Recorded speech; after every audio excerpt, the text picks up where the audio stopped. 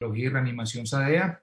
En nombre del doctor Jorge Rubio, nuestro presidente, quiero dar la más cordial bienvenida a la jornada del día de hoy. Para la apertura de esta jornada, le quiero dar la palabra a la doctora Dina María Bustamante, es secretaria de Salud de Antioquia, quien estará a cargo de la apertura y la desarrollación del evento. Doctora Lina, gracias por acompañarnos, por estar acá y bienvenida.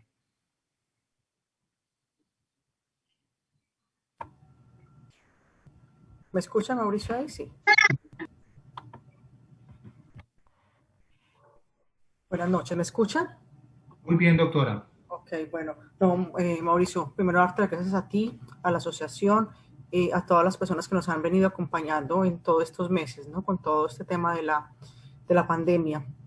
Bueno, como ustedes saben, y más que todos ustedes que están en la primera y la segunda y tercera línea de atención en todo el tema hospitalario, hemos tenido 3 semanas un poco duras, ¿no? 3 semanas que ahorita van a conocer un poco al detalle las cifras del departamento de Antioquia, donde estamos viendo los resultados, obviamente, del 24 de diciembre, del 31 de diciembre, y creemos que vamos a ver unos resultados del 6 de enero por el número de demandas en los canales virtuales que hemos tenido en las diferentes EPS. Entonces, eso nos ha hecho movilizarnos un poco.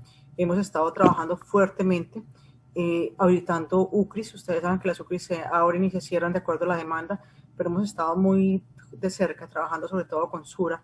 Entonces, a este momento podemos decir que tenemos 120 unidades de cuidados respiratorios trabajando, que eso nos ayuda a manejar un poco la ocupación de cuidados intensivos. Sin embargo, nosotros no somos muy optimistas con este tema, ¿no? Hemos venido hablando mucho con el ministerio, pidiéndoles que nos permitan tomar unas medidas más restrictivas, especialmente para los fines de semana. Creemos que y somos convencidos que esos cierres que hicimos en junio y julio de 3x4 son más efectivos que los cierres nocturnos. Hay muchos temas que tenemos que equiparar, el tema de la economía, pero creemos que la velocidad de contagio va muy alta, ¿no? Y el nivel de positividad también. Entonces, agradezco mucho, Mauricio, esta reunión con la doctora Estela Navarro, que nos ha acompañado mucho. Doctora, a usted le agradezco su acompañamiento en el Comité de Bioética, en todo lo que estamos haciendo. Entonces, no, Mauricio, creo que esto es un momento para sumar, ¿no? Sumar desde cualquier ámbito profesional y sector, porque Antioquia lo necesita y lo necesita el país. Entonces, creo que es un llamado a eso, a que sigamos sumando, porque esta semana, lo que sigue esta semana, preveemos que sea de pronto la semana más complicada que pueda tener el departamento de Antioquia con las tendencias de los resultados. Mauricio, muchas gracias. Doctora Lina, gracias a ustedes y a todo el equipo. De verdad, ha sido un ejemplo de trabajo colaborativo y junto con estas actividades esperamos poder aportar un granito de arena más a gestionar este pico que estamos viviendo ahorita en la región. A continuación, le voy a dar la palabra al doctor Leopoldo Giraldo. El doctor Leopoldo Giraldo es el gerente COVID de Antioquia, quien nos va a mostrar la situación de COVID en la región.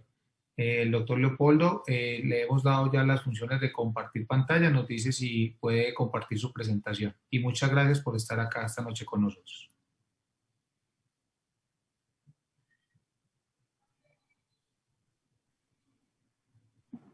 Mauricio, muchas gracias por la invitación. No sé si están viendo la pantalla. Señor, lo vemos y lo escuchamos bien. Ok. Lo primero, Mauricio, como dijo la doctora Lina, ustedes han sido los compañeros de batalla, han estado acompañándonos las asociaciones de las diferentes especialidades, SADEA, SCARE, todos. Yo creo que nosotros lo único que tenemos para con ustedes es agradecimiento, porque hubiera sido muy difícil avanzar en todo lo que hemos logrado hacer, con todas las dificultades, sin el compromiso del recurso humano especializado, sin el compromiso de los trabajadores de la salud. Entonces, no nos queda sino darles las gracias por todo ese trabajo, pero lo más duro es que darles las gracias y decirle que este tema está complejo para nosotros, que hemos sido creciendo en el número de casos por toda la movilidad que tuvimos del mes de diciembre, que estamos recogiendo, que todavía nos falta recoger parte de este enero, y que eso nos pone a todos en unas situaciones posiblemente angustiantes para todos, pero que esperamos salir de la mejor manera. Ojalá podamos garantizarle la atención en salud a cada uno de los ciudadanos que necesite una cama de cuidados intensivos. Hoy como no lo habíamos visto antes, hoy lo vemos con dificultad. Decía la doctora Lina, hay que tomar medidas distintas, no siempre las medidas que pensamos se pueden tomar, no siempre logramos que se pueda disminuir la movilidad en la dimensión que quisiéramos, pero seguiremos trabajando en eso con ahínco, con muchas ganas y con el apoyo y la compañía de ustedes que siempre ha estado. Y darle las gracias a la doctora Estela, que nos ha acompañado en el comité de ética de una manera, nos pide más cuerda a ella que nosotros a ellos, entonces darles las gracias. Y en ese mismo orden, hacerles una invitación que yo creo que va a salir también parte de esta reunión, es estos comités de bioética que tenemos en las instituciones, que no siempre nos han funcionado, que a veces los reunimos. Puede que sea necesario que en este momento estemos muy atentos para que podamos tomar esas decisiones juntos en las organizaciones, poder tener unos criterios que hoy nos van a ayudar con el tema para esas decisiones. Entonces, darles las gracias a todos y voy a tratar de hacer una presentación muy breve, Mauricio. Nosotros venimos en este periodo con un promedio de casos que el dato que tenemos hoy no da razón de él. Hoy tenemos 2.200, ayer tuvimos 1.900. Estamos con un promedio de casos que cuando lo miramos con pruebas, la doctora Lina ahorita va a decir, Leo, son más.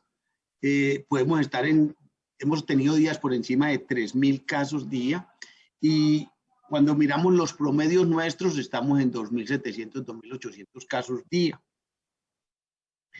Eso nos pone en una condición donde ese volumen de casos pues nos está creciendo mucho la demanda de servicios de salud y de alguna manera nos ha ido congestionando la atención en los servicios de urgencias. Ahora, en cuanto al acumulado que tenemos, Antioquia tiene un acumulado ya de 296.400 casos. Hoy tenemos 8.600 activos, al menos los que conocemos, porque podemos tener un volumen de pacientes activos que no sabemos porque hay una cantidad de pacientes que están en la calle, que nunca les hemos hecho un diagnóstico, que posiblemente estén asintomáticos y que posiblemente también estén contaminando una cantidad de población. Les presento para que lo veamos. El Valle de Aburrá aporta el 82.7% de los casos y el Oriente el 7.6%. Y si lo miramos en activos, estamos en el 77 y el 12. Por eso muchas de las medidas se han ido concentrando en estas dos regiones del departamento de Antioquia.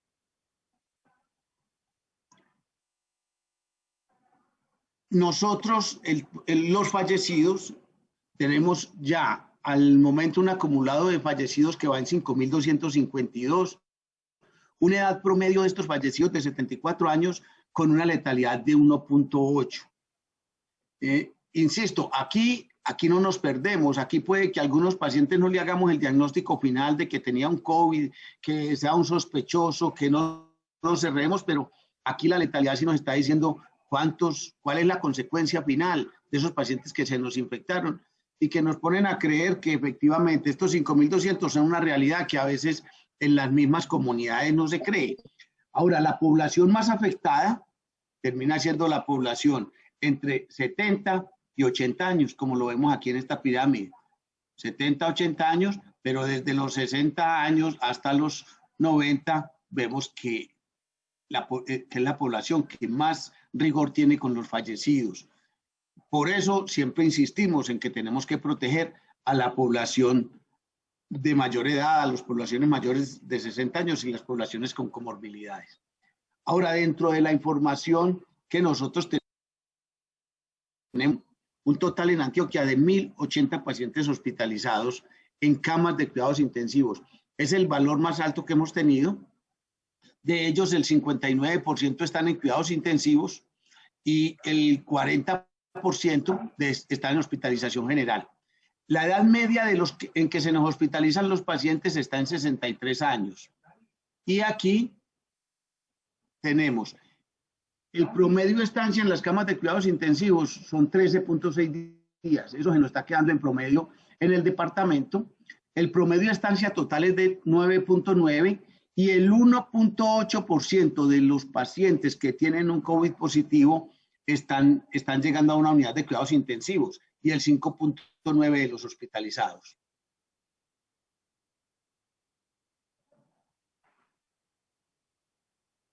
Ahora, me voy a trasladar a las camas de cuidados intensivos. Nosotros hoy, este dato es de hoy al mediodía, estábamos en 89.44%.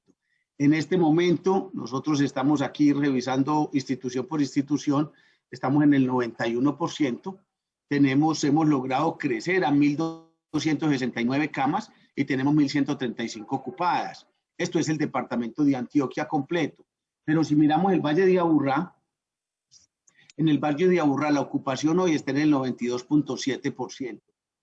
Y si del Valle de Aburrá miramos los municipios del Valle de Aburrá, Medellín está en 93, Sabaneta 80, 86 Itagüí, 77 Envigado y Bello estamos en 96.77. Ahora,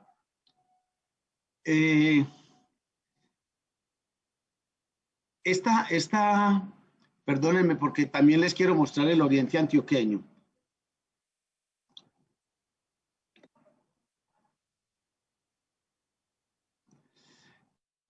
Aquí me están haciendo una pregunta que la voy a dejar para enseguida cuando la doctora Estela Navarro esté ahí. Y es, miren, el oriente antioqueño tiene 124 camas y tenemos una ocupación del 98.39%. Ahí es donde se nos falsea la información, porque entonces del Bajo Cauca nos trajimos 14 ventiladores esta semana y hoy tienen 27 camas y tenemos el 37.04 ocupadas. Y en Urabá, que tenemos 77 camas, solamente tenemos 38. Entonces estas dos regiones nos tumban el promedio. Si fuéramos a promediar únicamente Valle de Aburrá y Oriente Antioqueño, que nos figuran como estamos muy cerquita del 88-89% en estas regiones.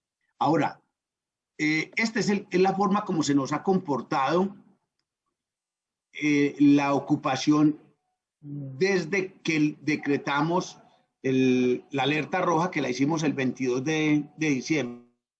Pero miren, desde el 29 venimos con ocupaciones por encima del 80% y hoy estamos cerrando con el 89%. El promedio, veníamos manejando un promedio de pacientes COVID de 55% en UCIs y el 45% pacientes no COVID. Hoy ese promedio está en el 72% pacientes COVID y el 28% pacientes no COVID. Y esta última gráfica que les voy a mostrar es cómo hoy tenemos en el cierre 1.135 pacientes en camas de cuidados intensivos. De esos 1.135 pacientes, 528 son pacientes con COVID confirmado. 348 son pacientes no COVID. Pero miren esta variación. Ayer nosotros cerramos con 293 pacientes no COVID y hoy se nos creció en 55 casos los no COVID. Y esto hace que se nos dispare los niveles de ocupación. Ahora, los sospechosos estamos en 141 y los pacientes que son COVID, o que los llamamos post-COVID, son los pacientes que están en la unidad de cuidados intensivos, que tienen un diagnóstico de COVID, que ya pasó el tiempo en que son pacientes que transmiten la enfermedad y que los llamamos post-COVID, que antes los dejábamos como que fueran no COVID. Esos pacientes han mantenido un promedio, estábamos cerrando ayer con 118, pero han mantenido un promedio entre 110 y 115 pacientes diarios. Yo diría que esta es como la presentación general que les queríamos compartir para que los tiempos a ustedes también les rindan. Insistir en que el promedio de casos día se nos duplicó y está por encima de, nosotros arrancamos diciembre con 1.300 y hoy estamos en un promedio de 2.800. Los fallecidos, arrancamos con un promedio diciembre de 21-22 y hoy estamos con un promedio que está entre 35-36. La ocupación de camas de cuidados intensivos, arrancamos con un 72% y hoy estamos en un 91%, mañana amanecemos con 91%. Las llamadas al call center de los pacientes positivos han crecido cercano a un 30-35%. Y esa es como la visión general de lo que nos está pasando. ¿Qué nos está pasando hoy? Que ese ciclo de urgencias, hospitalización, UCI, con estos niveles de ocupación y que no los puedes controlar en una sola organización, hacen muy difícil poder cumplir el ciclo y ser capaces de atender a toda la población que nos está demandando el servicio. Mauricio, yo dejaría aquí esta presentación, insistir en darles las gracias por todo el esfuerzo que han hecho e invitarlos a que nos acompañen. Para nosotros este fin de semana creemos que va a ser muy difícil, invitarlos a que estén con nosotros, a que nos ayuden, a que podamos salvar la mayor cantidad de personas hoy y de antioqueños que lleguen a nuestro servicio. Muchísimas gracias. Doctor Leopoldo, muchas gracias a ustedes, gracias por estar siempre en estos espacios mostrándonos la información más actualizada de la situación de COVID en nuestro departamento. Y le doy la palabra al doctor José Hugo Arias, nuestro vocal académico, quien continuará moderando la sesión. Adelante, José Hugo. Listo, muchas gracias, Mauricio, muchas gracias al doctor Leopoldo. Creo que la situación que nos muestra pues es una apertura muy pertinente a la charla que tenemos ahora, porque con estos porcentajes que nos muestra el doctor Leopoldo, pues es más que necesario esta charla con el fin de que comencemos a tomar las decisiones más adecuadas con el gran porcentaje de pacientes que tenemos. Le voy a dar paso entonces ahora a la doctora Estela Navarro. La doctora Estela es especialista en anestesiología y reanimación de la Universidad CES, es intensivista de la Clínica Universitaria Bolivariana y docente y nos va a hablar de los dilemas éticos, específicamente hablando del triaje de los pacientes que ingresan para unidad de cuidados intensivos. La doctora actualmente es presidente del Comité de Bioética para Medellín y Antioquia, y creo que es un plus porque además de trabajar en la parte de bioética es intensivista y está directamente en contacto pues con los pacientes y con el sentir que creo que tenemos muchos como anestesiólogos que estamos ahora trabajando en este campo. Doctora Estela, bienvenida y muchas gracias por compartir esto con nosotros. Gracias, José Hugo, por la bienvenida, y a Mauro por la invitación, a la doctora Lina y al doctor Leopoldo, que nos hemos encontrado ya en múltiples escenarios trabajando estos temas. Vamos a hablar del tema de triaje. Vamos a hablar un poco de lo que se ha trabajado globalmente, nacionalmente y localmente. Voy a apagar el video. ¿Me dicen si están viendo la presentación? Sí. Perfecto. Entonces, bueno, para ubicarnos, empecemos con qué conflictos de interés, a pesar de estos comités, etcétera, hay unos micrófonos abiertos que me están generando mucho retorno. Gracias. A pesar de estos comités han sido sin ningún ánimo de lucro para poder trabajar de manera más independiente de parte de todos los miembros. Hay un gran compromiso ciudadano de parte de los miembros del comité que ha sido muy agradable trabajarlo ahí. No tengo ninguna remuneración tampoco de empresas farmacéuticas y no hablo en representación ni de EPS, IPS o universidades. Esto es un trabajo muy basado en lo académico, con el soporte de lo que se ha venido trabajando con los comités. Entonces, el escenario de triaje es un escenario de una situación que nos pone a pensar en catástrofes donde se pueden dar en un corto espacio de tiempo. Entonces yo pongo el símil del Titanic o de la avalancha de Armero, o en un tiempo que ha sido el proceso que hemos tenido la ventaja, porque nos ha dado mucha posibilidad de ajustarnos y de hacer cambios, como es el caso del COVID, pero que igual nos vemos en ciertos momentos abocados a entender que tal vez no vamos a tener suficiente recurso para brindar la atención a todas las personas que lo necesiten y que tendríamos que hacer lo que se hace entonces en el triaje en estos escenarios de emergencias y desastres. Los médicos de urgencias están más acostumbrados a esto y ellos saben que en ciertos momentos críticos el triaje, los que trabajamos en la época de carrobombas, etcétera, todavía tenemos el recuerdo de cómo cambiaba el escenario en quirófanos cuando se daban estos acontecimientos y que se cancelaban las cirugías y se priorizaba a atender a los pacientes que se podían salvar. Pero esto tiene que ser algo más allá de que el capitán dice cómo se hacen estas barcas y quién se va a montar en el bote. Aquí hemos tenido tiempo para hablarlo, para discutirlo, y también hay sustento científico que nos ayude a trabajar en esto. Para nosotros, en la formación de anestesia, lo más parecido a entender esto para mí ha sido el escenario de trasplante hepático.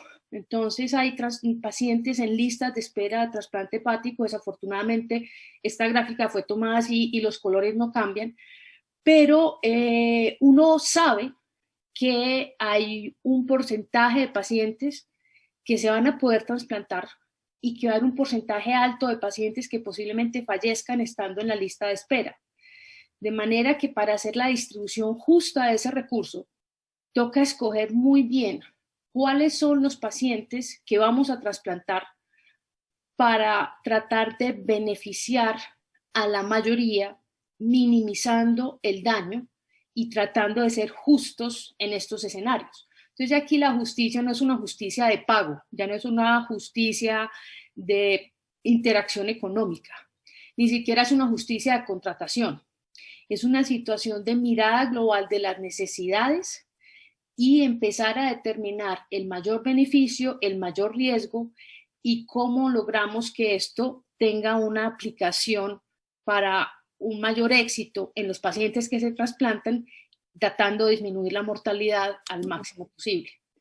Desde que empezó la pandemia, este tema fue fuertemente trabajado y esto fue uno de los artículos que más utilizamos. Este artículo es de Emmanuel Ezequiel, que él viene trabajando este tema desde hacía rato. Él lo había trabajado para las epidemias del SARS-1 y para las de la influenza, y ya tenía más o menos algunas cosas muy claras. ¿Y qué venía diciendo? Entonces, tenía unos valores éticos muy importantes y que había que considerar como unos principios que deberían regir esta toma de decisiones. Y el primero que pone es maximizar los beneficios. Es un escenario de escasez de recursos. Esos recursos que son escasos tienen que tratar de generar el máximo beneficio y está pensado en salvar a la mayor cantidad de personas. Así que si tengo muchos pacientes para escoger, tengo que pensar en cuáles son los pacientes que creo que sí voy a poder salvar con estos recursos, porque todos sabemos que hay pacientes cuyo estado está muy avanzado, muy deteriorado, y que posiblemente a pesar de grandes intervenciones no lograrán ser recuperables. Entonces la intervención es, maximizamos los beneficios. Si los recursos son escasos, se atienden a aquellos que consideramos que son los que se pueden beneficiar. Esas son la gran mayoría de pacientes a los que se pueden empezar a tratar. Por eso es que es muy importante empezar a utilizar criterios clínicos claros de tratar de esclarecer un poco el pronóstico. Entonces, tratar de salvar el máximo de vidas y tratar de mejorar al máximo el pronóstico. Tratar de buscar de que esos pacientes que yo salvo no solamente salgan vivos de la UCI, sino que sobrevivan en el tiempo. O sea, no tiene sentido un recurso escaso y que el paciente salga vivo de la UCI y se muera en la hospitalización. Entonces, ahí no maximizamos el beneficio de ese recurso escaso. Lo teníamos que redistribuir de una manera mejor. Entonces, se trata de buscar de que esos pacientes que ingresan sean los que creemos que van a lograr sobrevivir en el tiempo, no sobrevivir a la salida de la UCI, sino sobrevivir en el tiempo a todo el proceso. En la situación de equidad, cambia el concepto, y aquí es donde los médicos nos dan mucha dificultad. Nosotros estamos acostumbrados a tratar en orden de llegada, y aquí nos dicen el orden de llegada es injusto. ¿Por qué? El orden de llegada puede estar determinado por factores socioeconómicos, como yo tengo taxi o yo tengo carro, en cambio yo vivo en una comuna, yo vivo en una vereda, y por eso fue que yo llegué antes. Entonces la idea no es que el primero que llega es el primero que se atiende. Yo debo atender es aquel que yo considere que lo necesita más. En triaje, en urgencias generalmente se hace, pero acá es un poco más radical. Así haya varios pacientes en espera a la UCI, si hay algún paciente que está muy estable, posiblemente podrá tener mucho más tiempo de espera que aquel que está muy crítico y que creo que lo necesita y que va a salir bien. Y cuando estamos considerando pacientes en igual escenario, uno de los criterios que consideran es elección al azar.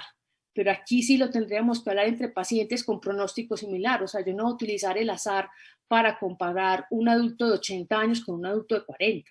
Lo hago para comparar 2 de 40 o 2 con las mismas comorbilidades. Eso es en el escenario completamente crítico cuando tendríamos que llegar al azar. Vamos a ver que vamos a tratar de evitar esto y dejarlo como un último recurso.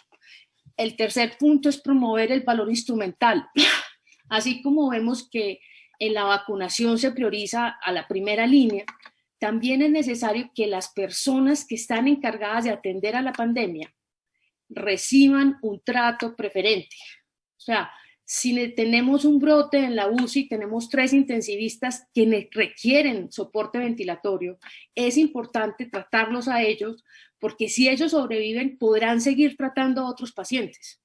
Si estos intensivistas mueren, si estas auxiliares de enfermería mueren, no habrá talento humano para atender a 100 pacientes más. Entonces, no, es una situación de tratar de garantizar la continuidad de la prestación del servicio a la sociedad. Y por último, ¿qué hacemos con los que están más mal? Pues claro que si tengo un paciente que solo requiere oxígeno por cánula nasal a 32% y tengo uno que ya está con máscara reservorio, yo priorizo al que está más enfermo en una idea de UCI. El problema es cuando tengo muchos pacientes muy críticos, todos que están muy enfermos, y ahí sí se me complica la situación porque considero que todos se pueden beneficiar. Ya no estoy hablando del paciente que tiene necesidad de oxígeno con alta concentración, pero que tiene una enfermedad terminal por un cáncer metastásico, sino que estoy hablando de adultos de 50 años con falla respiratoria, todos que considero que se pueden beneficiar. ¿Cómo hago? Aquí es el sitio más delicado donde nos tenemos que poner de acuerdo, y dado que en algún momento se prioriza que se salven el máximo de vidas, es donde se mete la idea de dar una prioridad a los más jóvenes. Pero no es que los más jóvenes son los que van a ingresar a la UCI. Esto es en el escenario de máxima escasez. Este artículo, que lo pone de manera global, nosotros lo tratamos de convertir en una herramienta posteriormente, que se las vamos a mostrar, para decir en qué momento vamos aplicando qué criterios. Esto decían entonces como el marco más global más importante. Tenemos este documento sale desde marzo del 2020, sacado por el Ministerio de Salud, y habla de las recomendaciones para la toma de decisiones éticas durante la pandemia. Entonces nos dice que tenemos que hacer un balance entre lo que es la obligación de tratar a la mayor cantidad de población con respecto a la necesidad de darle una respuesta a la sociedad. La sociedad, y ya todos lo hemos sentido, está pendiente de las camas de UCI, cuántas están, cómo está la ocupación, así que tenemos una responsabilidad, es una cuestión a la que no estábamos acostumbrados porque nosotros estábamos generalmente mediados por otros factores como contrataciones, etcétera. Aquí no, aquí esto es una situación donde el gobierno delega. Entonces, en este caso, la Secretaría de Salud es quien regula las camas, y por eso el doctor Leopoldo nos habla de esto ahorita.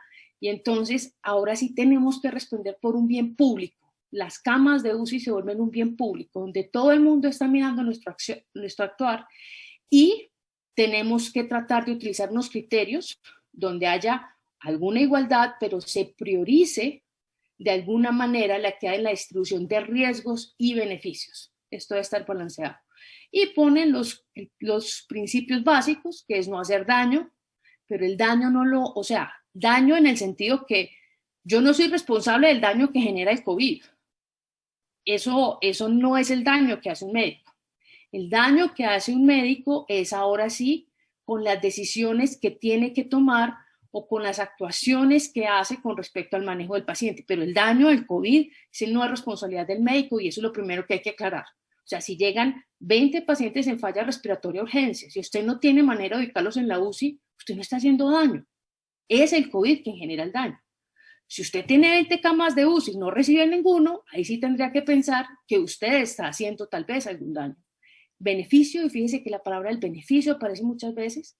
Actuar con justicia sobre la persona en el contexto de la emergencia sanitaria. Entonces tengo que ponderar y poner un equilibrio. Ese individuo que tengo al frente es mi paciente, pero también tengo que dar una respuesta a la sociedad. Entonces, frente a la justicia sanitaria de la población y tratar de mantener la integridad profesional independiente de esta situación excepcional en la que nos veamos. ¿Qué recomendaron? Recomiendan entonces tener protocolos que sirvan para tomar decisiones frente al ingreso o no a cuidados intensivos a partir de variables predeterminadas, y ahí ponen algunas posibilidades, y ante la necesidad de redistribuir y asignar recursos como soporte ventilatorio, se deben actuar con parámetros claros y previamente definidos. Entonces, el ministerio hace esta invitación y esta invitación se hace para que se empiece a trabajar entonces en tratar de crear estos protocolos y en tratar de definir cómo se va a hacer esta distribución. También recomiendan darle información de que a los pacientes de que es posible de que se presenten limitaciones de acceso a los soportes necesarios. Y esto es algo que la población sabe, no lo asimila bien, es cierto. Eso puede limitar derechos individuales o preferencias, pero la gente debe saber eso para que puedan entender cómo se están tomando las decisiones. Es muy diferente decir, no tengo el recurso ideal para darle el tratamiento, a decir no puedo hacer nada por usted. No se puede abandonar el cuidado del paciente. Esa persona sigue siendo mi responsabilidad con los recursos que tenga. Como digo yo, como si fuéramos nivel rural, hay alguna opción de hacer algo. Así sea cuidado paliativo, pero este paciente no se puede abandonar. Entonces eso es diferente. El no tener el recurso ideal no quiere decir que no vaya a haber ningún tipo de cuidado. ¿Qué más recomiendan? Que en el caso de que haya escasez, se debe prestar atención a aquellos sobre los que haya mayor beneficio. Entonces vuelve a aparecer el mayor beneficio, el mayor beneficio. Entonces nos va quedando muy claro. Se deben tratar a aquellas personas que realmente se puedan beneficiar al máximo y para eso necesitamos algunos criterios clínicos. Hacer una prioridad en tratar a quienes se benefician de ser tratados y garantizar el alivio y el apoyo a quienes no podrán recibir el tratamiento específico. Entonces esto es lo del abandono. No se pueden abandonar estos pacientes independiente de que no tengamos el recurso suficiente. Se les brinda algo. Ese es un documento que aparece después, este aparece en mayo. Es un documento que es una guía general que me parece muy útil también. Lo pueden consultar. Para resaltar de esta guía, tienen un marco aquí muy específico que me parece muy útil. Entonces, para elegir el soporte vital avanzado, cuando haya más pacientes elegibles que recurso disponible, que dice, los autores, estos son de la Academia Nacional de Medicina, ellos recomiendan considerar 4 criterios. Pronóstico de supervivencia a corto plazo, entonces tendremos escalas como el SOFA, el Apache, etcétera, de eso vamos a hablar después.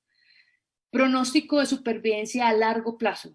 Fíjense que el mayor beneficio no está dado únicamente por la posibilidad de sobrevivir a la UCI, sino sobrevivir a la alta hospitalaria y poder volver a reintegrarse. Básicamente, ese recurso con el que nosotros estamos trabajando, que es un recurso que la sociedad nos presta, es para que esas personas que están enfermas puedan volver a reincorporarse a la sociedad.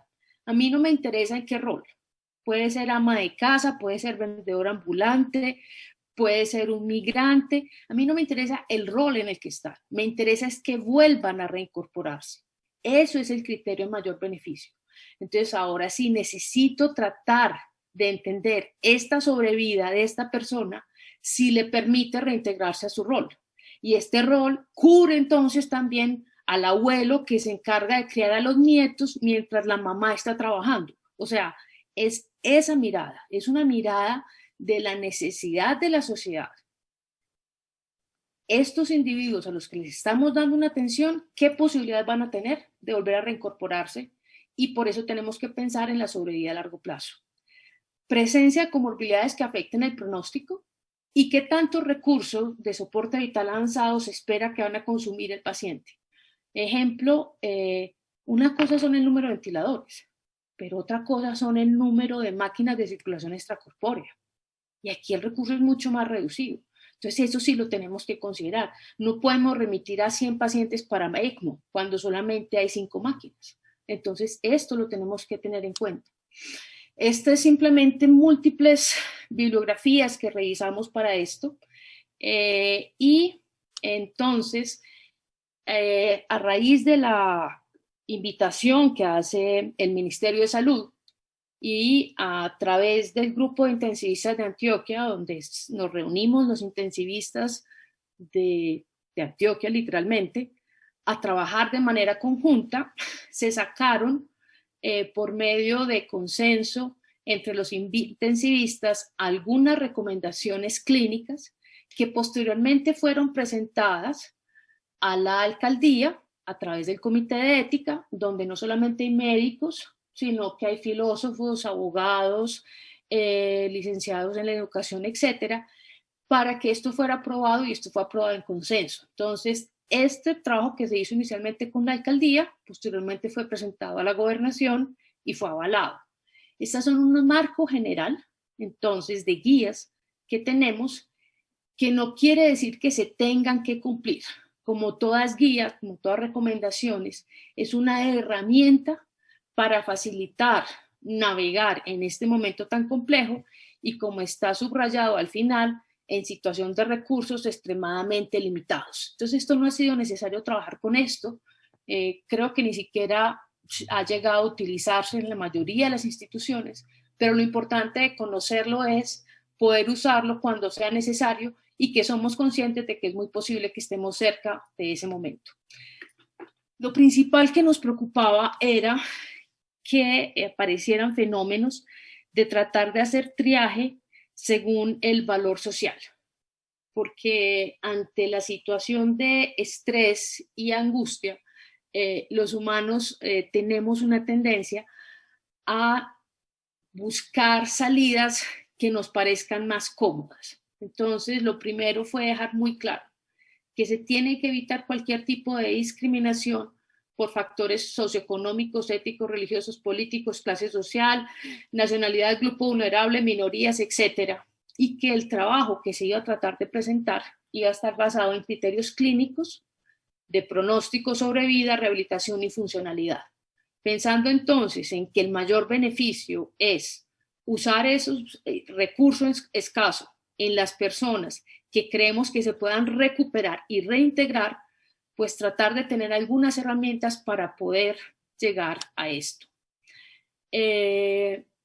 También se consideró no hacer juicio de valor sobre la persona, no nos corresponde si está privado de la libertad, si está en cualquier proceso jurídico, eso no nos corresponde. Nos interesa es que esa persona pueda volver con su proyecto de vida, teniendo en cuenta las limitaciones que tenemos.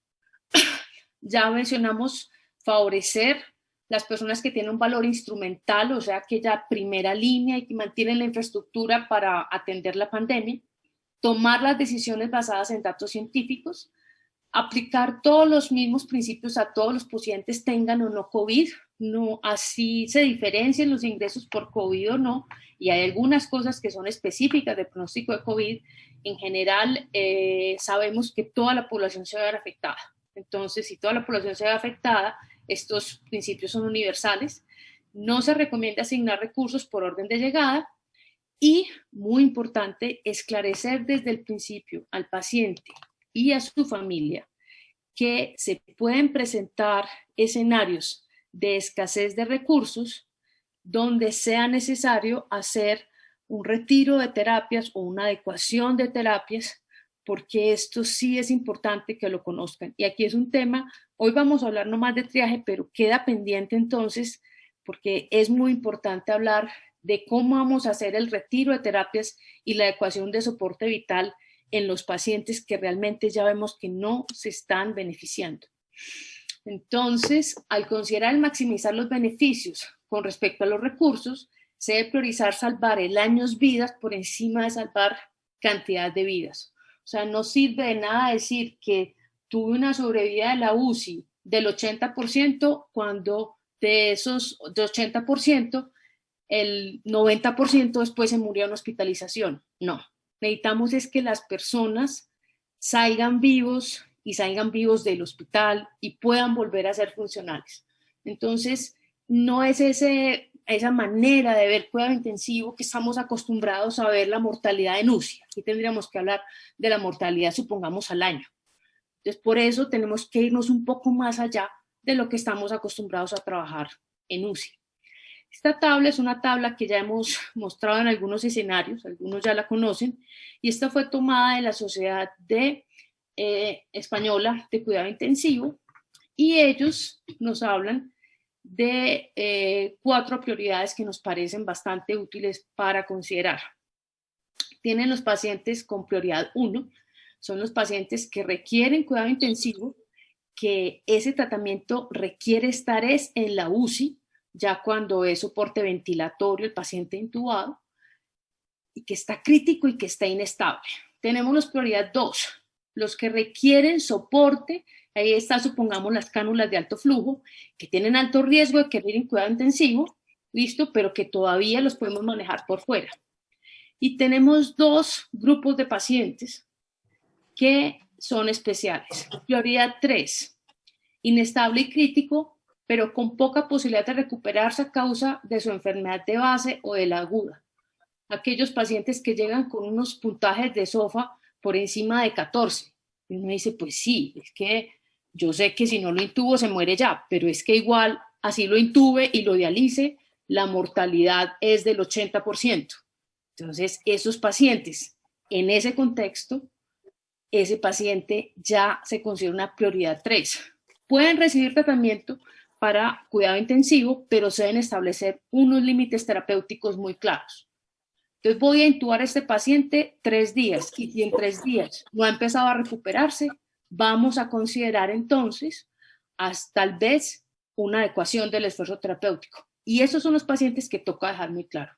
Entonces, este paciente que yo considero que su pronóstico vital es muy adverso, no es decir de entrada que no ingresa, sino que si lo voy a ingresar, no voy a hacer todo lo que dicen los libros de medicina. Voy a establecer unos límites claros porque no puedo permitir que este paciente se me salga de ese criterio del máximo beneficio.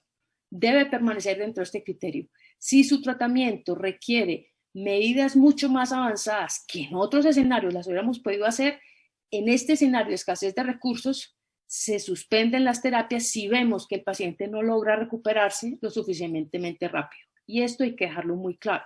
Y pacientes prioridad 4 son aquellos que de entrada no ingresamos a UCI porque sabemos que su pronóstico vital es muy malo.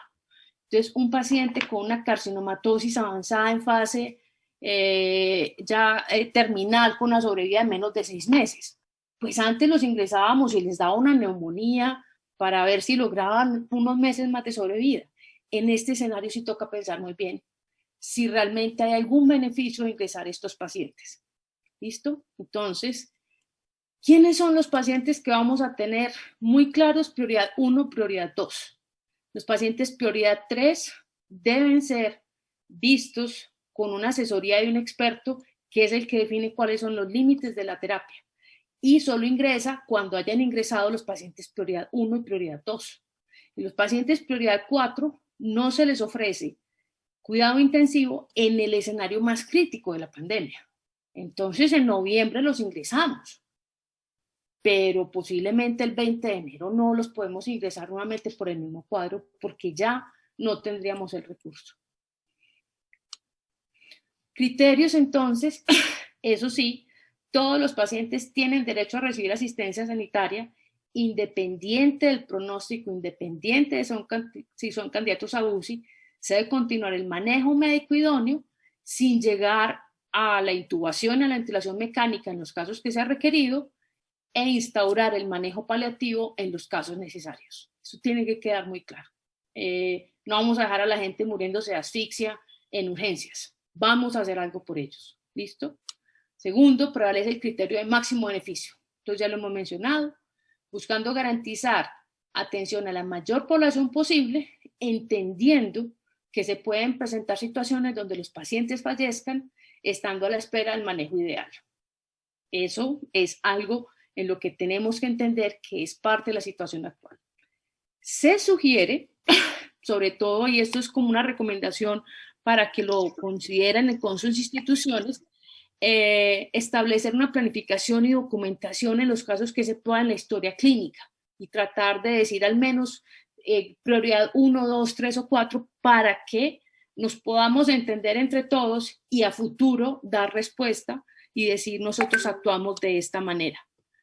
Cuarto, consultar si el paciente tiene un documento de voluntades anticipadas. Esto es algo que está ya validado, sobre todo en la Carta de Derechos de los Pacientes, y no ingresar a los pacientes que hayan consignado en estos documentos el rechazo a terapias como UCI o como ventilación mecánica. Esto pues como el que tenga el documento de voluntades anticipadas. También se considera los pacientes que de manera autónoma rechazan el ingreso a cuidados intensivos o ventilación mecánica, y esto debe quedar consignado en la historia clínica. Nosotros habíamos dejado ese punto como una posibilidad y les tengo que reconocer que al menos en los primeros 2 picos fue muy llamativo la cantidad de pacientes que llegaron diciendo de entrada que no querían cuidados intensivos o ventilación mecánica. Entonces, en estos casos, más o menos uno qué debe hacer. Y esto es algo que es un tema un poco más complejo, que lo podemos discutir si quieren al final o en otra charla, es valorar la capacidad. Hay manera de que cualquiera de nosotros pueda valorar la capacidad. A veces es muy evidente que el paciente no es capaz y en los casos de duda uno pide apoyo de psiquiatría, pero sí hay herramientas para valorar la capacidad. Cuando es un paciente que tenga una indicación muy clara, 40 años sin comorbilidades, 0 factores de riesgo para nada, y que insista en que rechaza la terapia, que nosotros consideramos que está completamente indicada y que se beneficia, se sugiere que sí debe quedar muy claro ese disentimiento. Ese disentimiento sí debe quedar muy claro, ya sea consignado en un formato, en la historia clínica, etc. Eso sí debe quedar claro. Si el paciente tenía unas voluntades anticipadas, esas voluntades anticipadas se respetan. En los pacientes que no tienen la capacidad de decidir porque llegó inconsciente, porque está demasiado encefalopático, y alguien está diciendo que es mejor no intubarlo, esto toca averiguarlo un poco por qué. Y a veces es porque el paciente realmente lo ha manifestado muy claramente, etcétera, o porque ya tenía su documento, o porque la familia sabe y es evidente de que el paciente sí había manifestado en múltiples escenarios que rechazaba esas terapias, que no eran de su, que deseaba permanecer en esto, que no deseaba ser intubado, etcétera, y esto se respeta. Cuando no se sabe, se actúa con el criterio mejor interés, y es yo que creo que sería lo mejor para esta persona. Entonces, esta parte va a ser una parte que creo que vale la pena que trabajemos porque son escenarios complejos. Y esto incluye considerar la adecuación del esfuerzo terapéutico y el manejo paliativo. Entonces, cuando los pacientes dicen que no desean intubación, tenemos que estar más o menos claros de que sí lo están diciendo de manera autónoma, de que sí tienen capacidad, o de que la persona que no lo está diciendo realmente está hablando por lo que el paciente ha manifestado en varios escenarios. ¿Qué se desaconseja en escenario de recursos escasos? Quinto punto, ingresar a aquellos pacientes que se prevé que el beneficio es mínimo. ¿Como cuáles? Así tengan o no patología por COVID. ¿Quiénes? Patologías con alta posibilidad de muerte, comorbilidades que afecten de manera negativa la sobrevida, deterioro funcional de base que afecta de manera negativa la posibilidad de recuperación, pacientes que tienen pocas posibilidades de recuperarse independiente del tratamiento, ya no solo por factores biológicos, sino también por la necesidad de un soporte posterior para la garantía de la recuperación y la rehabilitación. Aquí hay unas situaciones complejas con pacientes indígenas, con pacientes en situación de habitante de calle, etcétera, donde yo tengo que considerar, supongamos, el proceso posterior de rehabilitación y reincorporación de este paciente, cómo se pudiera hacer. Entonces, esto sí hay que considerarlo. La posibilidad de una atención integrada al alta, acceso a insumos, controles médicos que ese paciente va a requerir, y todos en algún momento de nuestra historia hemos conocido al paciente que sabemos que eso no se puede lograr desafortunadamente. Aquí pusimos varias herramientas, simplemente se las quiero mostrar.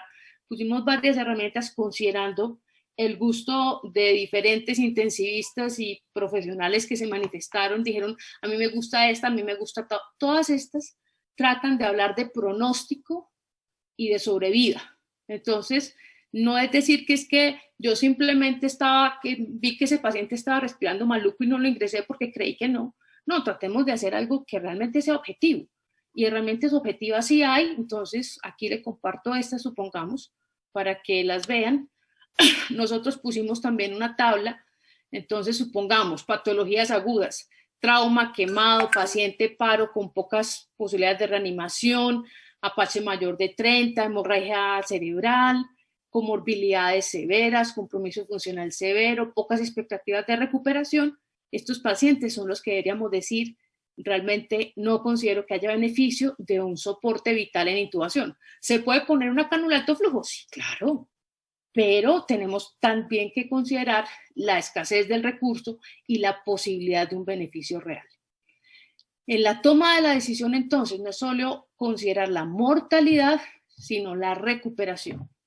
Priorizar la mayor esperanza de vida y que ésta se logre con calidad, y aquí debemos alinear la calidad de vida con el paciente. Ojalá preguntarle antes eso es muy importante. El factor edad está relacionado con un aumento de la mortalidad en COVID, y esto hay que considerarlo.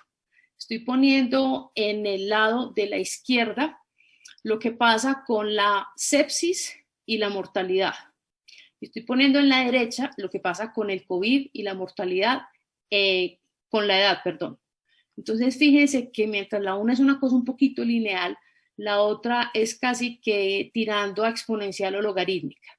Por eso es que el factor edad en COVID tiene un peso diferente al factor edad en sepsis. Y eso sí hay que entenderlo. Esto ya no es un juicio de valor sobre los adultos mayores. Yo no tengo problema en ingresar a un paciente de 85 años con una sepsis de origen urinario a la UCI, porque creo que tiene posibilidades de sobrevida, pero el de 85 años con COVID en falla ventilatoria y soporte vasopresor, sé que su mortalidad va a ser altísima, que sus posibilidades de sobrevida son muchísimo menores que el otro paciente con la misma edad, y eso hay que tenerlo claro.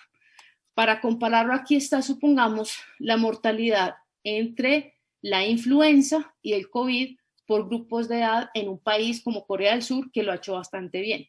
Entonces, esto no es un dato trivial de un sesgo, sino es un dato biológico, estadístico, sobre un resultado en la mortalidad. Básicamente, entonces, prioridad 1, prioridad 2, prioridad 3, prioridad 4. Prioridad 1 debe ingresar a la UCI. Prioridad 2 se ingresan a la UCI. Prioridad 3 se pudiera considerar en algunos escenarios normales ingresar a la UCI, pero en situación de escasez no se consideran candidatos a la UCI y se pueden ingresar a una sala general. Prioridad 4, generalmente casi nunca ingresan a UCI o a UCE, son muy discutidos y se hacen anecdóticamente. En condición de escasez, si este paciente está tan mal que requiere cuidado intensivo, es casi que empezar a pensar rápidamente no solamente darle el control de síntomas, sino tener claro cuándo va a ser necesario instaurar el manejo paliativo. Antes de ingresar, preguntar expectativas de tratamiento, si hay alguna indicación de que el paciente dice que no se quiere intubar, que no quiere diálisis, que no quiere nada, eso lo deberíamos tener claro, ¿cierto? Para la asignación de recursos, utilizar las escalas objetivas y aplicarlas entre los pacientes, y aplica para todos los pacientes. Tenemos escalas objetivas, vamos a seguir la evolución clínica, tratar de utilizar unos planes cortos al ingreso en algunos pacientes, tenemos el seguimiento y, muy importante, si tuvimos la opción de preguntarle al paciente, tratar de alinear lo que nosotros estamos haciendo con las expectativas de ese paciente. Si para el paciente su independencia y su autonomía era muy importante, el objetivo no es sacarlo con una polineuropatía y con compromiso cognitivo para una rehabilitación de 6 meses. Eso lo debemos visualizar desde el principio. Ese es el punto más delicado. Lo que sigue es lo que yo quisiera que nunca tuviéramos que aplicar y que sería, y lo pongo para que lo empiecen a leer y lo debatan y lo debatamos entre todos. Esta es una tabla ya de escasez radical, los escenarios que vimos en Italia, etcétera. Cuando ya se acaban los recursos y todos los pacientes son prioridad 1 o 2 y aún así no hay suficientes camas. Esa es una escala donde tratan de objetivar al máximo entre diferentes pacientes esa elección que algunos pusieron al principio, que lo dije al azar. Aquí quieren quitar el factor azar y dicen, aún así hagámoslo objetivo. ¿Y cómo lo vamos a volver objetivo? Lo vamos a volver objetivo aplicando escalas. Y en estas escalas vamos a utilizar entonces, ¿qué herramientas? Vamos a utilizar una herramienta que nos hable de salvar el mayor número de vidas, que nos habla del pronóstico a corto plazo, ganar el mayor número de años, entonces nos pasamos en las comorbilidades, y el tercer punto es asegurar el mantenimiento del ciclo vital. Este es el único punto donde entra la edad como tal. Entonces, ¿cómo aplico esta escala? Si tengo un paciente de 40 años con diabetes y falla renal y con un SOFA de 2 puntos, un SOFA de 7 puntos, lo comparo con un paciente de 61 años, sin comorbilidades, con un SOFA también de 7 puntos. Y tengo estos 2 resultados numéricos y en quienes empiezo entonces a dar la primera atención, los que tengan menor puntaje. Entonces esta es una escala que aún en las situaciones más críticas trata de dar algo objetivo. Entonces esto no es el dilema de que me tocó escoger entre el papá y el hijo en urgencias. Vamos a tratar de coger una herramienta objetiva porque es que podemos de todas maneras utilizar herramientas para medir el posible resultado de estos pacientes y no cargarnos de unas situaciones morales con tanto peso. ¿Qué más? El criterio clínico prevalece en casos de incertidumbre. Eso se respeta en todo momento. Y si hay factores que dicen que yo creo que ese paciente va a evolucionar favorable, independiente del puntaje, yo puedo decir o defender este momento, esta situación de este paciente y negociarlo con mi grupo. O sea, que las escalas o todo esto no es a rajatabla. No es decir que como usted dio tanto, no lo ingreso. No, venga, es que yo como médico tratante considero que este paciente por esto, eso es válido, eso se debe considerar. Y por último, lo que el doctor Leopoldo mencionó ahorita, es el momento de trabajar con los comités de ética para ver cómo se pueden apoyar de manera grupal en este trabajo. Para finalizar con esto es lo que pasa, esto es la pospandemia. Cuando miremos atrás, seguro vamos a ver de que hubo cosas que se pueden haber hecho mejor y que posiblemente hicimos algunos errores. Pero en el momento en el que estamos tratando de hacer lo mejor posible con el trabajo que hemos hecho, con los recursos que tenemos. Si alguien quiere aportar y construir, bienvenido. Lo peor que pudiéramos hacer es no hacer nada, no tomar ninguna directriz y dejar que las personas en urgencias hicieran fila y nos dijeran cómo quieren que se atiende. Entonces, esto no es que esté exento ni libre de errores. Esto al menos va a demostrar de que tratamos de hacer un ejercicio responsable y que tratamos de asumir el reto que se nos presentaba con los mejores argumentos. Esto era lo que tenía para comentarles. No sé si hay preguntas. Muchas gracias por su charla. Hay algunas preguntas, algunas inquietudes para los participantes que tengan inquietudes, con el fin de poderlas condensar. Les solicitamos que por favor las expresen en el chat. Vamos a tratar acá de condensarlas y poderlas organizar y poder tratar de dar o discutirlas pues en esta sesión. Yo quería comenzar con una pregunta que tiene que ver con quién es la persona o cómo se hace para tomar la decisión, si debe hacerlo la persona que está haciendo la atención del paciente o no, porque creo que hay una carga adicional mucho más grande para la persona que está haciendo la atención directa en los pacientes, ya sea en UCI o en los servicios de urgencias.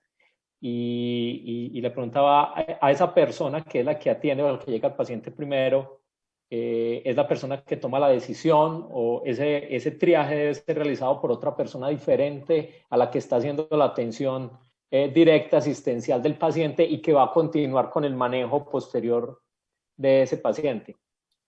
Mira, esa pregunta es muy válida. En algunos escenarios y en algunas instituciones se consideraron crear unos comités que precisamente se encargan de esa labor, de hacer esa intermediación del triaje. O sea, hay un médico que es el que ve el paciente, él dice, yo creo que este paciente se beneficia de la UCI, hay un intensivista en la UCI y hay un comité que analiza a esos pacientes y tiene estos criterios y los mira y los analiza y dice, venga, de estos 10 pacientes que me están comentando los médicos de urgencias, estos 7 aplican, estos 3 los vamos a dejar en espera, etc. Entonces, esto es un escenario ideal. Yo tengo muy claro que esto se da en una minoría de instituciones, que en la mayoría de las instituciones esto es un rol que desafortunadamente implica tratantes. Y cuando implica tratantes, esto implica más transparencia y necesidad de trabajo en equipo. Entonces, el escenario casi siempre es que el médico de urgencias o el médico que está en piso es el que activa la necesidad de una cama de UCI. Y cuando es al interior de la institución, siempre se ha hecho que entonces este paciente se comenta al grupo que está en la UCI y este grupo es el que decide si este paciente se puede ingresar a UCI o no, si se tiene el recurso o si realmente no se va a beneficiar de este recurso. En este escenario en el que estamos, creo que esto va a seguir siendo así. Los pacientes que no se logran ubicar dentro de la institución se comentan con el CRUE, y el CRUE también asume un poco el rol de esta regulación y el CRUE tiene también profesionales de cuidados intensivos entrenados que les pueden apoyar y esto sí es una ventaja porque estos profesionales que están trabajando con el CRUE no van a ser parte del grupo tratante, sino que están simplemente de apoyo para comentar estos casos y ellos decir, no, venga, de estos pacientes que están comentando en este momento, realmente los de mayor beneficio son estos pacientes, estos 5 pacientes, estos 2 los mandamos para una UCRI, este otro paciente se queda en espera. Entonces, en el escenario real en el que estamos ahora, yo creo que es lo que más se aproxima a lo que nos va a tocar manejar. En ese sentido, en este momento, el CRUE funcionará de esa forma, pues lo digo porque es frecuente que recibamos en las unidades de cuidado intensivo pacientes que van para la unidad comentados y asignados con cama por el CRUE y cuando llega el paciente tiene, por ejemplo, firmado un disentimiento de intubación sí. O uno pues reevalúa y dice, pues realmente este paciente probablemente pues no estaría o estaría en unos grados de priorización con grados más altos y no sería como pertinente en ese momento la estancia en cuidado intensivo, pero ya había sido asignado por el CRUE, ya tenía cama y nos llega a cuidado intensivo. Pero ahí yo sí quiero hacer una anotación. El CRUE no puede ejercer el rol de médico tratante, sino que es un regulador, es una entidad reguladora. Y siempre va a ser el intensivista la persona que decide realmente la pertinencia del uso de los recursos que él está manejando en este momento. O sea, si a una UCI ingresa un paciente con un disentimiento de intubación remitido por el CRUE, lo que debe hacer este intensivista es decir a este paciente, yo no voy a recibir a este paciente en la UCI porque el paciente tiene un disentimiento de intubación. Y básicamente necesitamos reasignarlo, ya sea en una UCRI, ya sea en hospitalización, etcétera. Pero no es simplemente que porque alguien le comenta a un paciente, a un intensivista, y dice este paciente va para esa cama ya le corresponde a ese paciente y el médico que lo va a recibir no tiene ningún criterio. Eso sí debe quedar claro. O sea, se hacen algunos ejercicios previos de triaje, pero si por cualquier motivo el ejercicio que se hizo no fue suficiente o esa institución tiene unos criterios claros, ese médico que recibe a ese paciente puede decir, este paciente que se recibió no cumple con los criterios de ingreso a UCI de esta institución y toca redireccionarlo a otro servicio. Generalmente tratamos de evitar de que esto sea traumático, tratamos de no dejar la ambulancia ahí 3 horas parada, como digo yo, pero sí debe quedar claro eso. El médico tratante es quien tiene finalmente la responsabilidad. Es diferente pues cuando te digo que la institución asume esto con un comité de triaje, pero cuando no está en estos comités de triaje, es este médico quien finalmente va a recibir el paciente, quien tiene la autonomía en esta toma de decisiones. Súper claro, muchas gracias, doctora. Por acá en el chat nos registraron los teléfonos del CRUE, que creo que es importante por si se presentaran los casos en que el médico tratante requiriera hablar directamente con el CRUE. Bueno, por acá hay otras preguntas que nos están haciendo los participantes. Hay una pregunta que nos dicen, en los casos de muerte encefálica para trámite de donación, ¿qué clasificación se daría? Esa es una pregunta muy importante en este momento porque la ubicación en UCI de los pacientes con muerte encefálica en este momento tienen que estar muy bien alineadas con el mayor beneficio. Entonces, les voy a hacer la pregunta más difícil todavía. ¿Qué instituciones van a tener la capacidad logística de tener la red de trasplantes activas en este pico de la pandemia, teniendo en cuenta el altísimo riesgo que tienen los pacientes de trasplantes de presentar complicaciones y el riesgo de que se infecten, supongamos, con COVID? Esa valoración, esa yo creo que le corresponde es a las instituciones que trabajan precisamente con trasplantes. O sea, en las valoraciones que hicimos nosotros de las recomendaciones, no hicimos recomendaciones ni de trasplantes, ni de ECMO, precisamente porque yo creo que es de competencia de las IPS que tienen este recurso, las que deben decir, porque son las que conocen esta morbilidad. Entonces, más allá que decir yo tengo un donante de órganos, lo que deberíamos hablar es qué posibilidad tenemos en una situación de pico de pandemia de estar haciendo trasplantes de órganos. No sé con quién se habla de esto, no sé cómo se regula, pero sí creo que es un poco más difícil hacer todo un protocolo de trasplantes en esta situación tan compleja. No quiero decir que no se vayan a hacer, pero sí van a estar afectados. Cuando hayamos hablado con las instituciones que hacen trasplantes y nos digan luz verde o no, venga, vamos a hacer, pero solamente ciertos trasplantes muy críticos, etcétera, tendremos más claridad sobre eso. Pero esto sí vale la pena conversarlo directamente y es un tema aparte en este momento, porque todos sabemos que el cuidado del donante como tal, el cuidado del donante no es un proceso largo. El problema es el tiempo de deterioro que puede tener un paciente en la UCI hasta que llegue a ser donante. Y aquí es donde posiblemente se pierdan muchos donantes en este contexto de que antes nosotros estábamos en esos periodos de ver cómo está evolucionando el paciente y vamos a tener que reconocer que en plena escasez de camas, un paciente con un Glasgow de 5 posiblemente no va a ser el paciente que ingresa a la UCI, precisamente porque sabemos que el pronóstico vital es de los más bajos que tenemos.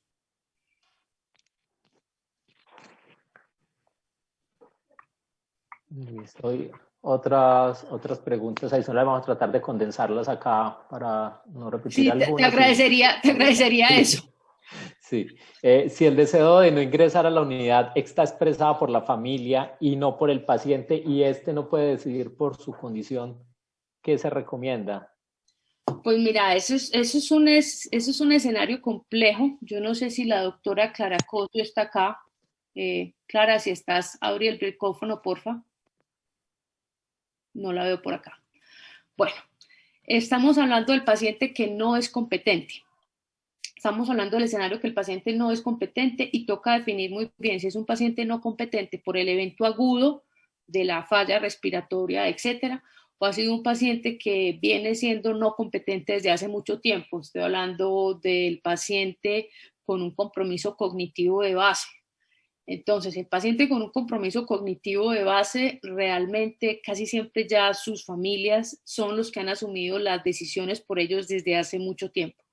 En el paciente que acaba de perder la conciencia en ese momento, que se acaba de volver incompetente en ese momento, es donde toca empezar a recurrir a la familia tratando de evaluar de que esa familia sí esté hablando por el mejor interés de ese paciente.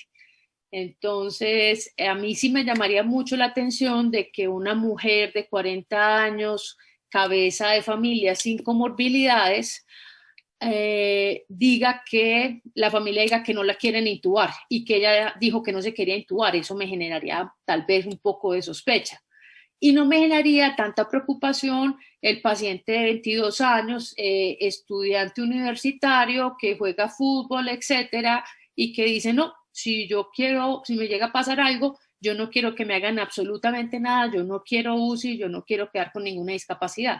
Entonces aquí es donde nos toca empezar a establecer conversaciones, no solamente porque la familia dijo, sino tener claridad de que lo que la familia nos está diciendo del paciente realmente sí es acorde con lo que estamos viendo de ese paciente. Entonces uno interroga un poquito por ese paciente quién es, cuáles son sus valores, qué estilo de vida tenía, en qué marco se movía para poder hacer esto un poco más completo.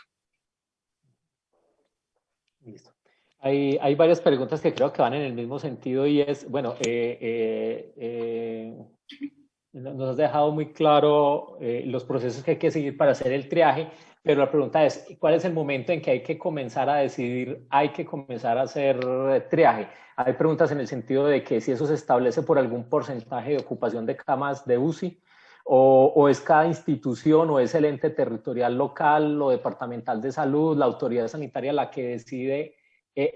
Hay que comenzar a aplicar criterios de triaje con recursos limitados ya, o hay un punto de corte específico. No existe el punto de corte específico. Sí tengo claro que algunas instituciones lo han manejado de manera independiente según la ocupación de camas que tienen. Y dicen, cuando estemos en esta ocupación, etcétera, vamos a activar este protocolo de triaje, etcétera. Y precisamente lo que estamos ahora en conversación con ambas secretarías es, supongamos, sale una recomendación de la secretaría de activemos el documento de triaje. Esta es una lista de sugerencias. Cada institución tiene la completa autonomía para tomar, supongamos, del documento que se ha sacado en Medellín y Antioquia, aquellas sugerencias que ellos consideran que son necesarias. Pero en un escenario de alerta roja, como en el que estamos, con escasez de recursos, sí es válido empezar a hacer desde ya al menos una identificación de pacientes de prioridad 1, 2, 3 y 4, porque precisamente de eso habla la alerta roja. La alerta roja habla de que estamos en escenario de escasez de recursos y de que en este escenario de escasez de recursos vamos a tener que empezar a tener que hacer un uso más racional de este recurso. ¿Listo? Y ya los escenarios que sigan de ahí en adelante siguen siendo potestad un poco entonces de las instituciones, y ya si los entes gubernamentales sacan alguna resolución en específico y cómo se haría esto, pero por el momento no escoger y decir a partir del día de hoy a rajatabla se tiene que aplicar la tabla 1, 2, 3 y 4 del documento. Es simplemente para conocimiento, para discusión, porque estos documentos están constantemente siendo discutidos, y si llegamos a un escenario de escasez de recursos, que todos tengamos claro qué criterios vamos a trabajar, qué herramientas queremos usar, y este es el momento precisamente para debatirlos. Listo, por acá hay una pregunta. Me encuentro apoyando al CRUE de Antioquia y me frustra no poder ubicar pacientes jóvenes con la celeridad que la situación requiere. ¿Recomendaría usted que pudiéramos solicitar a los hospitales remisores que adjunten el documento de voluntades anticipadas o la prioridad con las que ellos en el sitio de remisión calificaron a los pacientes para mejorar la labor? Pues mira, el documento de voluntades anticipadas es un documento que estamos hablando casi siempre de rechazo de terapias. No es que yo en el documento de voluntades anticipadas diga yo quiero un trasplante de hígado y que me ingresen a la UCI y me hagan ECMO y que eso es lo que se debe hacer. El documento de voluntades anticipadas es un poco más mirado en el orden de los límites de terapias que el paciente establece, etc. Entonces, si yo considero que tengo un paciente que es prioridad ubicarlo y que creo que su pronóstico es muy importante, acá es donde necesitamos que nos empiecen porque es que cuando nos dicen hay 50 pacientes en lista de remisión a UCI, yo no sé si está el paciente de 86 años con EPOC séptimo ingreso a cuidados intensivos o está el paciente de 40 años sin comorbilidades en falla respiratoria con COVID. Y si creemos que realmente es necesario darle una celeridad, tendríamos que empezar a trabajar con el CRUE para que, aunque todos los pacientes sean candidatos a cuidados intensivos, puedan empezar a definir cuáles pacientes sí son realmente prioridad 1 o 2 en este momento para ubicar estos pacientes, ¿cierto? Porque es que un médico de un hospital rural no tiene tal vez la competencia para hacer una clasificación sobre el ingreso a UCI, como si la puede tener el equipo del CRUE con un apoyo de especialistas de cuidados intensivos. Entonces, si un médico rural solicita una remisión a UCI, no quiere decir de que ese paciente realmente sí se vaya a beneficiar de cuidado intensivo. Entonces, yo sí creo que se va a hacer un trabajo ahí, un trabajo en el que se analicen los casos y se vea realmente cuáles son las urgencias, las prioridades que necesitamos atender y que se regule entonces, realmente empecemos a trabajar un poco juntos en el concepto del mayor beneficio, cómo lo vamos a enfocar. Por acá está conectada también la doctora Luisa Giraldo del CRUE. De pronto la doctora nos quería comentar un poco cómo está funcionando la dinámica de ese proceso en este momento. Doctora Luisa.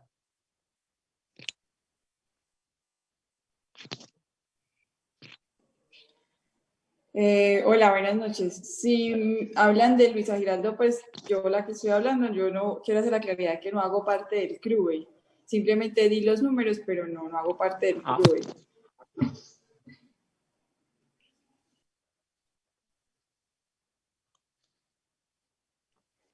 Listo. Sí, pero creo que tuvimos acá una confusión pequeña. Bueno, hay otras preguntas adicionales. Hay pacientes que rechazan la realización de intubación traqueal, pero que aceptan la realización de terapias como cánula nasal de alto flujo, que en muchos sitios están restringidas a las unidades, pues, o sea, pertenecen al manejo en unidades de cuidado intensivo. En ese sentido, ¿qué se recomendaría? Claro, entonces si yo estoy en una institución donde la cánula de alto flujo no se llama UCRI, sino UCI, pues entonces en esa institución ese paciente ingresa a UCI con orden de no intubación. Y eso sí habría que tenerlo muy claro. O sea, este paciente ingresa a UCI, pero si este paciente se deteriora, no se intuba. Anecdóticamente, supongamos yo trabajo en una institución donde estamos así, las cánulas se manejan en UCI y tuvimos pacientes que dijeron no me intubo y estos pacientes se dejaron sin intubar y algunos de ellos, a pesar de tener una evolución muy crítica inicialmente, lograron superar este evento. Entonces, en estos pacientes que rechazan la intubación y aceptan estas terapias, sobre todo que les dije que no fue extraño, fue realmente muy frecuente. Entonces uno deja esto simplemente claro, consignado en la historia. Lo que no debe pasar es dejar a ese paciente boqueando de aire, pues o sea, literalmente asfixiado para que cambie de posición. O sea, eso ya es como un poquito de chantaje moral. Entonces, si el paciente dijo, no quiero intubación, cuando está en falla respiratoria, se le dice, listo, querido, ya estamos en falla respiratoria, estás mal, no se angustie, existe una opción de controlar la disnea con medicamentos, porque estos pacientes cuando, después de mucho tiempo decir no me intuben, terminan diciendo intúbeme cuando están saturando 60%, yo sí me quedo con la duda de que si realmente eso era una solicitud autónoma en un paciente capaz o era el paciente en agonía que no sabía cómo más controlar su síntoma. Y en ese sentido del manejo paliativo de los pacientes que no aceptan, hay una pregunta. Pacientes que manifiestan disentimiento de intubación y se decide dar sedación paliativa, ahora que tenemos escasez de medicamentos y, por ejemplo, no hay benzodiazepinas, ¿qué se recomendaría como opción para el médico general? Si hay algún paliativista por acá que me ayude, agradecería. Creo que sí tenemos me confirman por favor, pero creo que sí. La doctora Sandra, la presidenta de la Sociedad de Cuidados Paliativos. Sandra, ¿puede activar el micrófono?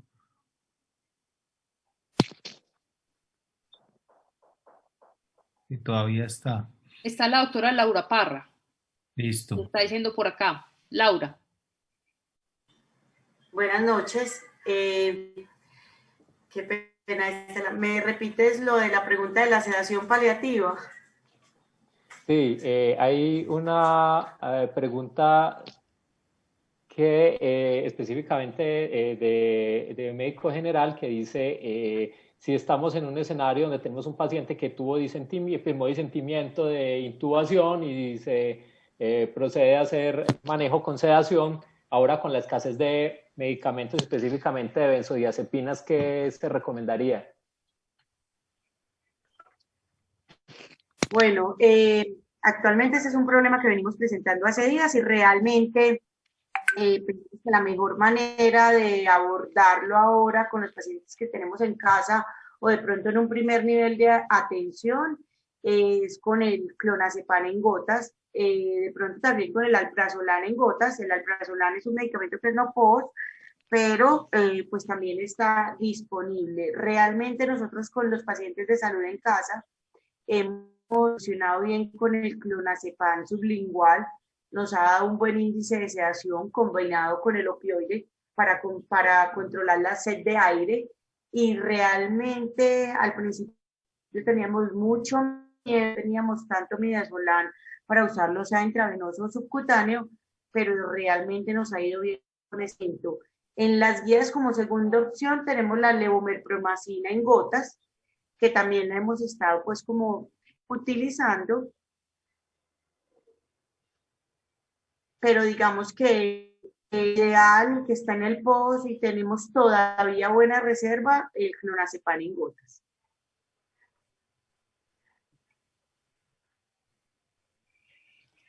Laura, muchas gracias. Bueno, muy bien. José Hugo. Con gusto. Muchas gracias, Laura, y muchas gracias a todos por su participación. Siendo acordes al tiempo programado y pues a las dificultades que hay ahora en la región y en la ciudad, porque pues viene un trabajo grande por muchos de los intensivistas y el grupo que está aquí conectado, que van a reunirse a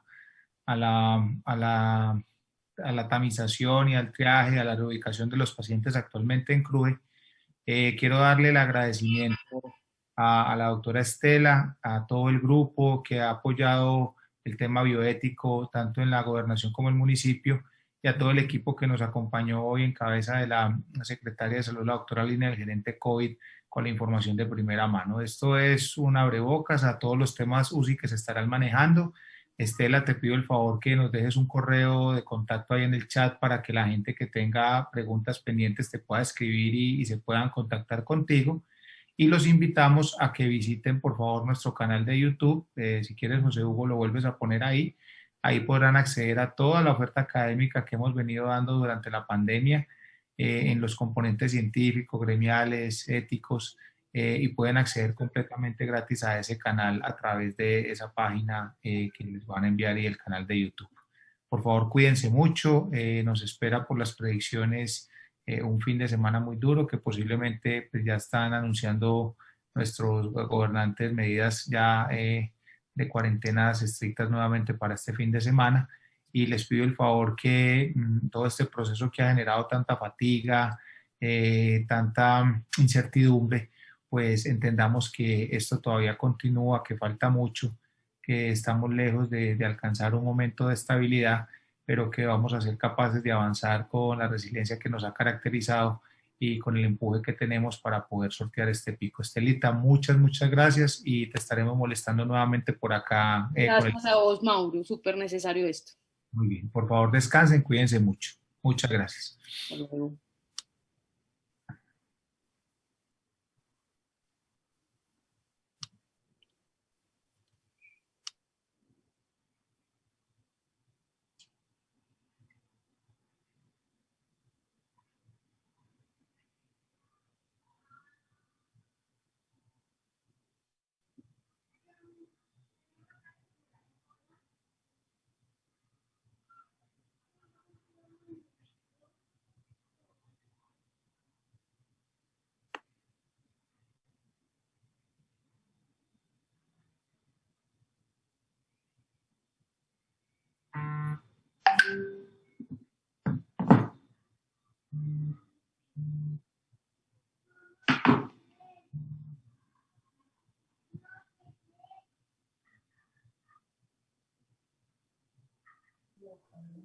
Vasco. Doctor Müller, adelante. Hola, ¿qué más? Adelante, hermano. Vasco, estaba viendo aquí una noticia. ¿Qué tan cierto es eso que te han dicho? Que Personería de Bogotá acaba de declarar a Bogotá por encima del 100% en capacidad de atención y que está colapsado Bogotá. Doctor Müller, muchas gracias. Procederemos ya a confirmar el dato. Claro que sí. Muchas gracias por la información. Y una más, recuerden a todos muy invitados, dentro de 8 días tenemos nueva actividad académica. Vamos a hablar sobre algunos aspectos de vacunas de mRNA mensajero. Vamos a hacerlo tipo conversatorio, una sesión abierta de preguntas y respuestas con el doctor Carlos Restrepo Bravo. Él es doctor en fisiología de la Universidad CES, que ha tenido una motivación muy importante en todo este tema de vacunas y va a intentar como ponernos en palabras muy coloquiales tanto a la comunidad médica como a la comunidad general los aspectos más importantes sobre las vacunas, nuevamente de RNA mensajero, que son las que probablemente van a llegar primero a nuestro país. Al doctor Müller, miembro de la Junta Directiva, nuestro vocal cultural, muchas gracias por la información. Atentos a nuestras redes y a nuestros canales de difusión para la inscripción al evento. Bueno, muy bien. Muchas gracias a todos. Andreina, muchas gracias. Ya puedes listo, Doc. Buenas noches. para el registro. Muy Sí, bien. señor.